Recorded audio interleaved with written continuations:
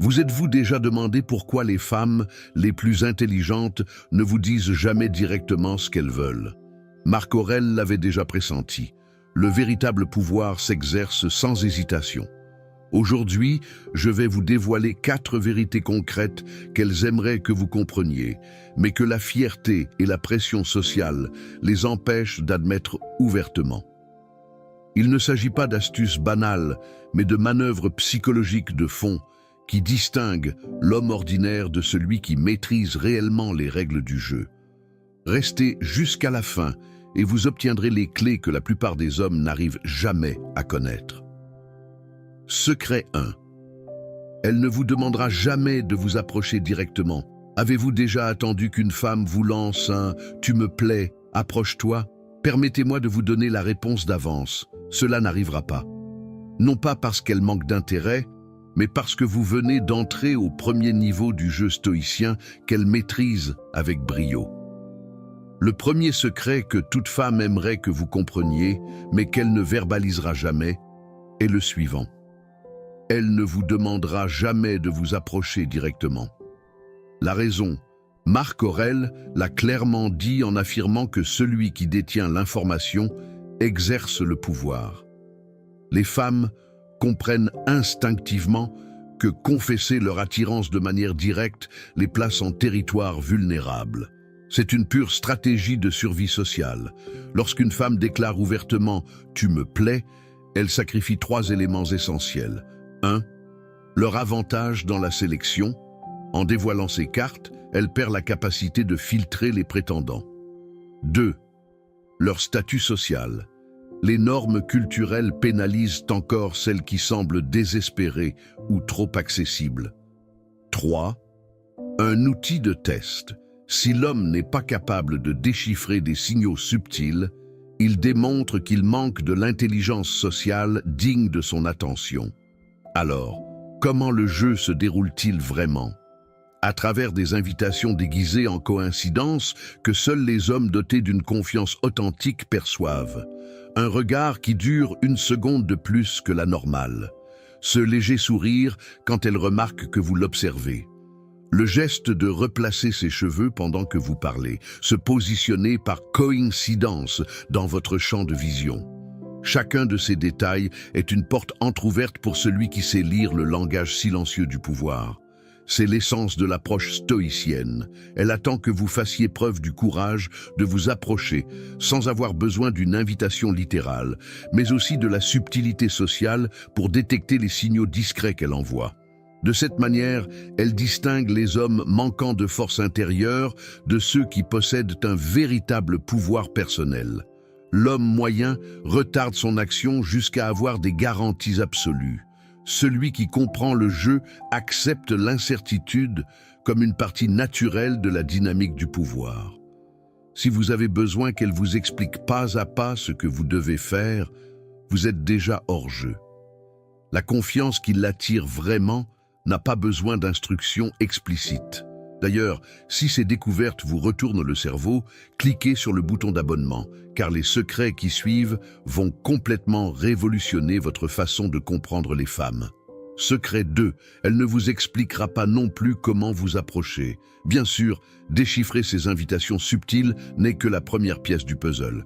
Une fois que vous avez capté ces signaux, vient la question qui distingue les débutants des vrais maîtres. Comment vous approcher sans avoir l'air d'être comme tous les autres? Vous savez déjà qu'un « approche-toi » ne sortira jamais de sa bouche. Passons maintenant au deuxième secret qu'elle n'avouera pas non plus. Elle ne vous expliquera pas non plus comment le faire. Ce n'est pas un manque d'empathie, c'est de la pure tactique. Pensez-y. Pourquoi donnerait-elle des instructions sur sa propre conquête? Ce serait comme passer un examen universitaire avec les réponses déjà imprimées. Ce ne serait plus un examen. Si elle vous dicte le scénario, quelle phrase utiliser? Quel geste faire? Elle ne pourra plus mesurer votre confiance authentique, votre intuition sociale, ni votre capacité à mener l'interaction. Marc Aurèle observait qu'un dirigeant doit paraître compatissant, honnête et pieux, tout en étant prêt à agir à l'opposé lorsque la situation l'exige. Les femmes appliquent ce principe instinctivement. Elles veulent vous voir naviguer sur le terrain social sans carte, car c'est seulement ainsi qu'elles peuvent évaluer votre vraie valeur. C'est là qu'intervient la différence entre l'amateur et le professionnel, la préparation stoïcienne avant l'approche. 1. Premièrement, adoptez le bon état d'esprit. Avant de sortir, évoquez 3 moments récents où vous vous êtes senti fier. Ce n'est pas de l'ésotérisme, c'est de la neuroscience. Vous activez les hormones de l'assurance qu'elle percevra sans que vous le remarquiez. Deuxièmement, le soin de votre apparence physique. Le respect de soi, une chemise bien repassée, des chaussures impeccables et une touche de parfum, rien de criard. Il ne s'agit pas de vanité, mais de montrer comment vous prenez soin de vous. Elle interprétera que c'est ainsi que vous prendriez soin de la relation. Troisièmement, l'échauffement social. Ne l'abordez jamais comme votre première interaction de la soirée. Avant, mettez l'ambiance. Parlez au barman, faites un compliment sincère à quelqu'un, commentez quelque chose de neutre sur l'endroit. Quand vous vous approcherez enfin, vous dégagerez une aisance et une énergie sociale, et non l'anxiété du débutant. Pourquoi est-ce si efficace? Parce que pendant que vous interagissez avec d'autres personnes, elle analyse votre aisance sociale. Quand vous vous présenterez enfin à elle, faites-le mu par une curiosité authentique et non par une urgence désespérée. Utilisez des sujets simples qui fonctionnent toujours. Qu'est-ce qui vous amène ici ce soir? Ce groupe est incroyable. Vous les connaissiez déjà? Ce collier est magnifique. A-t-il une histoire particulière? L'idée est de rester ouvert, curieux et en phase avec le moment.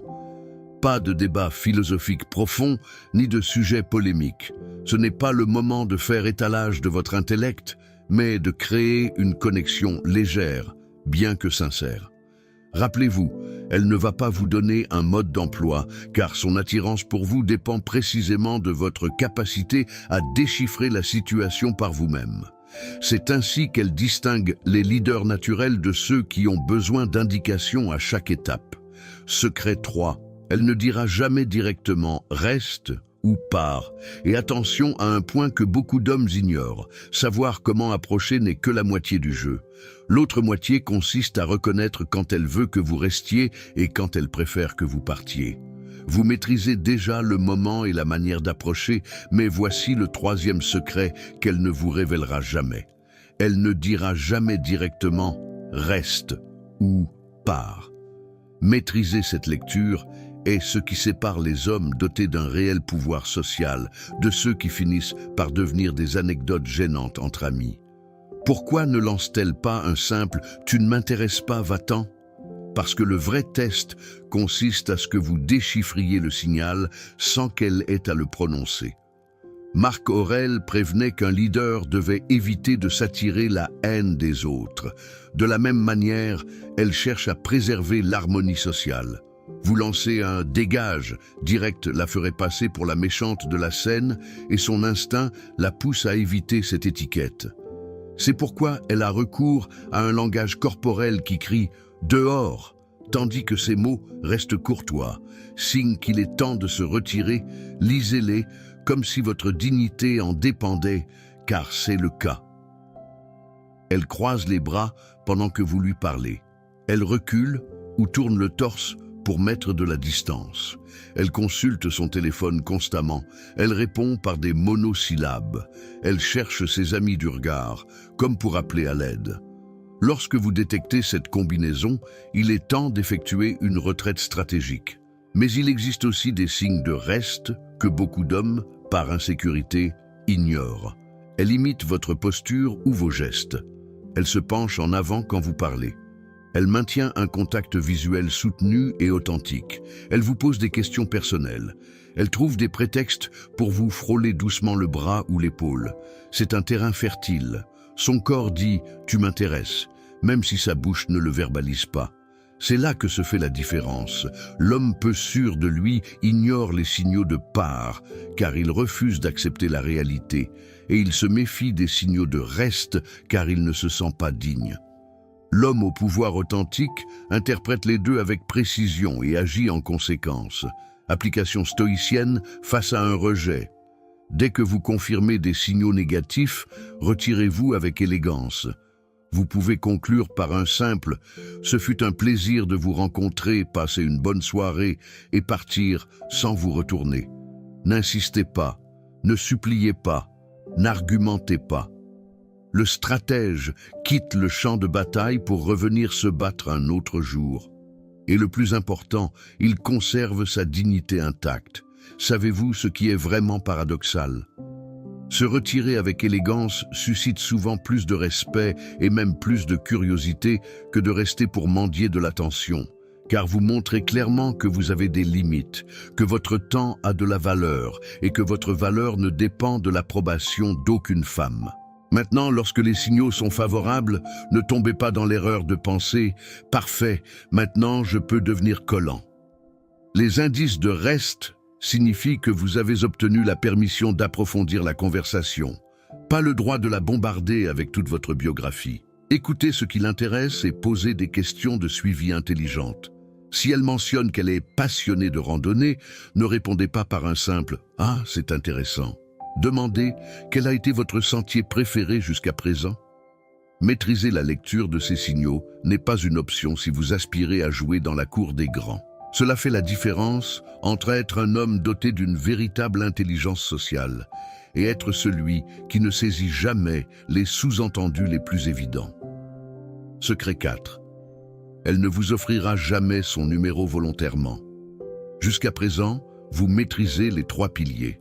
Quand approcher, comment le faire, et quand rester ou se retirer. Mais il reste la dernière pièce du puzzle, celle qui sépare définitivement les amateurs des maîtres. Cet instant décisif où elle détermine si elle veut vous revoir ou si vous n'étiez qu'une autre conversation passagère de la soirée. Nous sommes arrivés au point crucial, la pièce qui distingue définitivement l'homme moyen de celui qui maîtrise l'art de la séduction stratégique.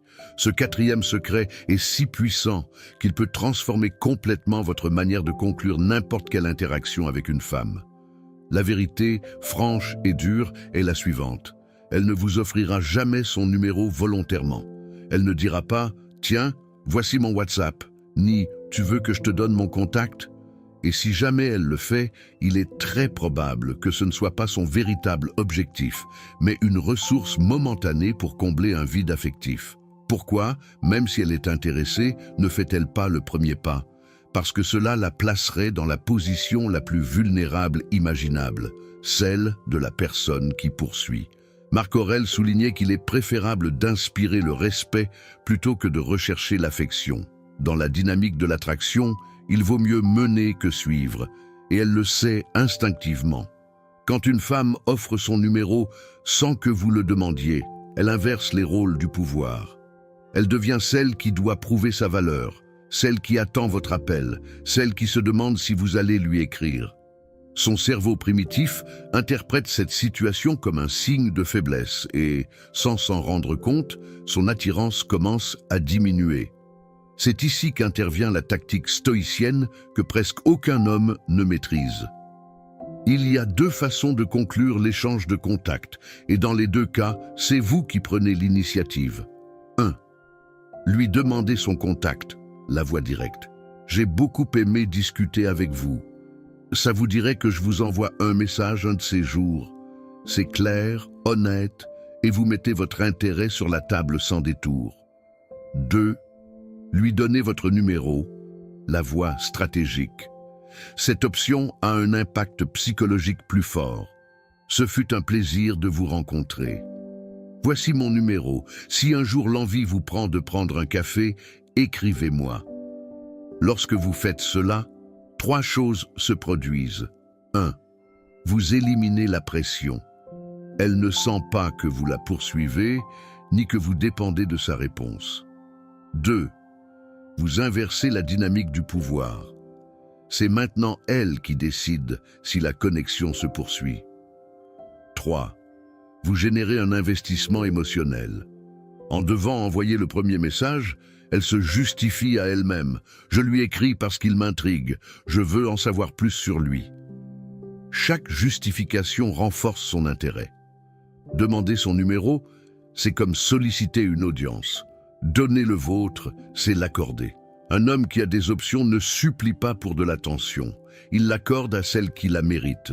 Si elle ne vous écrit pas, parfait.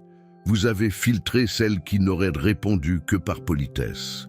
Celles qui le feront seront réellement intéressées. Scénario prêt à l'emploi. Si vous choisissez de lui demander son contact, j'ai vraiment apprécié cette conversation et j'aimerais la poursuivre. Ça vous dirait que je vous écrive plus tard? Si vous préférez lui donner le vôtre, j'ai été ravi de vous rencontrer. Voici mon numéro. Si un jour vous voulez prendre un café ou continuer cette discussion, ce sera avec plaisir. Appliquez la méthode qui correspond le mieux à votre style et à la situation, en gardant toujours le leadership et votre valeur personnelle. Conclusion. Maîtriser ces 4 principes stoïciens vous élève du statut de sujet à celui de souverain de votre propre vie sociale. Vous n'avez plus besoin de permission, de manuels ou de signaux évidents.